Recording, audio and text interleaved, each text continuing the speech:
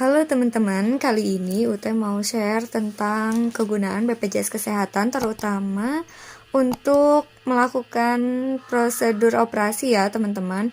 Nah, di sini dilansir dari financedetik.com itu ada konten mengenai operasi yang ditanggung dan tidak ditanggung oleh BPJS Kesehatan.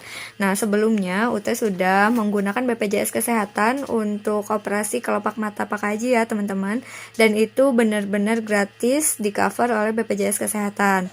Nah, di sini daftar operasi yang ditanggung oleh BPJS Kesehatan cukup banyak ya teman-teman, yaitu operasi jantung, kemudian operasi sesar, kemudian kista, miom, operasi tumor, kemudian operasi odontektomi, lalu bedah mulut, kemudian usus buntu, batu empedu, operasi mata, kemudian operasi bedah vaskuler, operasi amandel, operasi katarak, operasi hernia, operasi kanker, operasi kelenjar getah bening, kemudian operasi pencabutan pen, dan dua terakhir yaitu penggantian sendi lutut serta timektomi. Nah, ini cukup banyak ya teman-teman, dan ini termasuk jenis-jenis penyakit yang memang banyak diderita oleh masyarakat kita teman-teman. Nah, ini yang udah Ute pernah pakai yaitu operasi mata, terutama operasi kelopak mata Pak Haji karena ptosis ya teman-teman. Nah, di sini persyaratan utamanya itu adalah bukan operasi untuk estetika saja, tapi memang karena ada indikasi medis ya. Di situ kalau operasi kelopak mata Pak Haji itu karena mengganggu penglihatan, akhirnya bisa di cover oleh BPJS. Nah, tapi ketika kalian akan menggunakan BPJS untuk melakukan tindakan operasi dari 19 daftar ini, kalian harus mengikuti prosedurnya dulu ya teman-teman, yaitu pertama, mendapatkan rujukan dari FKTP yang tertera di kartu BPJS kalian. Kalau misalkan kalian sudah berpindah domisilinya, kalian bisa memindahkan vaskes tingkat pertamanya itu ke tempat yang kalian lebih dekat gitu. Nah, kalau misalkan sudah mendapatkan rujukan, maka kalian langsung masuk ke rumah sakit yang rujukan dari FKTP, biasanya ke rumah sakit tipe C atau tipe D terlebih dahulu teman-teman. Nah, kalau misalkan di situ kalian misalkan memang lolos dan memang layak untuk dilakukan operasi dan memang diharuskan operasi, kalian nanti akan dirujuk ke rumah sakit yang memang memadai ya fasilitas dan prasarananya seperti itu.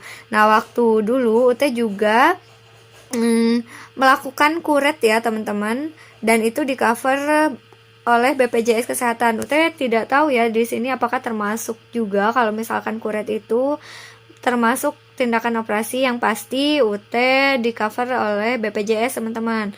Mungkin masuk ke mana ya, operasi sesar nggak masuk sih kayaknya ya. Tapi intinya kuret UT di cover oleh BPJS karena ada indikasi medis yang memang mengharuskan untuk segera dibersihkan. Waktu itu UT keguguran teman-teman. Nah, di sini juga ada operasi amandel ya, yang memang banyak sekali penderitanya. Kalian jangan takut untuk melakukan operasi amandel ya teman-teman, karena ternyata itu juga di cover oleh BPJS seperti itu teman-teman. Nah, indikasinya kalau misalkan di cover atau tidak, kalian langsung berkunjung aja ke FKTP-nya ya teman-teman, dan kalian sampaikan keluhannya supaya dokter umum yang ada di FKTP tersebut mengetahui bahwa di sini ada indikasi medis yang memang harus segera dilakukan tindakan seperti itu. Nah, sedangkan di sini daftar operasi yang tidak ditanggung BPJS Kesehatan yaitu operasi akibat dampak kecelakaan. Jadi misalkan kalian kecelakaan dan diharuskan operasi. Nah, itu tidak di cover ya teman-teman.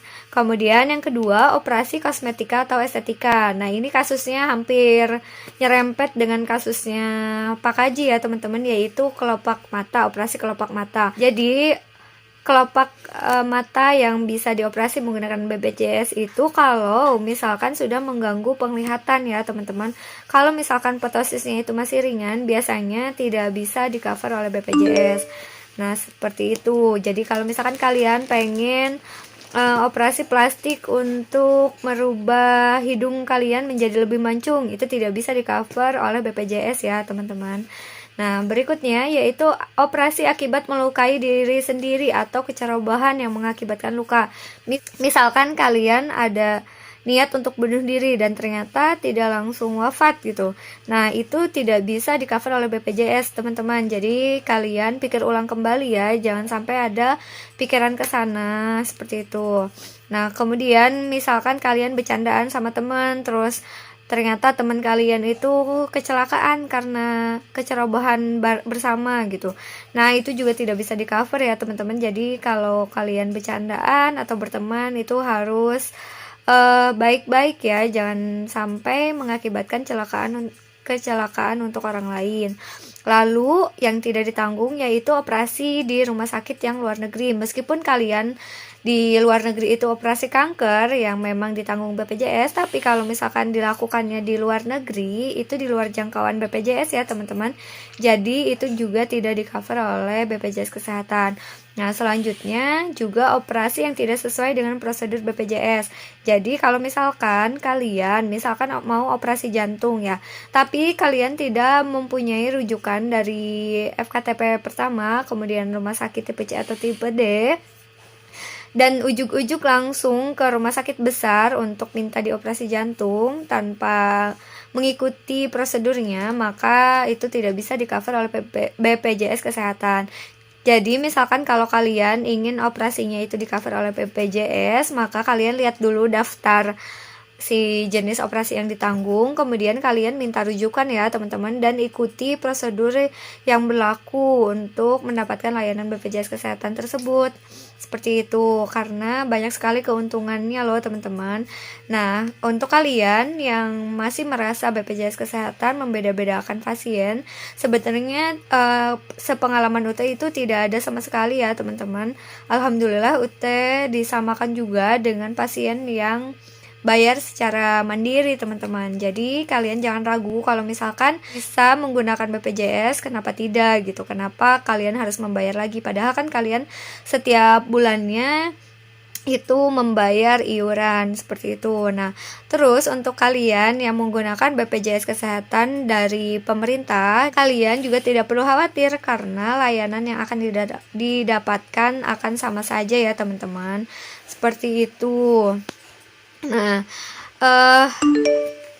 persyaratannya yaitu kalian harus menyiapkan kartu BPJS Kesehatan, lalu surat rujukan dari vaskes tingkat pertama atau puskesmas, kemudian kartu pasien yang didapatkan dari rumah sakit. Jadi intinya ikuti aja prosedur administrasinya ya teman-teman. Kalian cukup sabar saja gitu, karena memang ini prosedural yang harus kita ikuti, kecuali kalau memang kita memilih untuk membayar sendiri. Tapi tetap saja teman-teman, kalaupun kita membayar dengan mandiri, kita biasanya tetap saja harus melakukan proses administrasi ya teman-teman.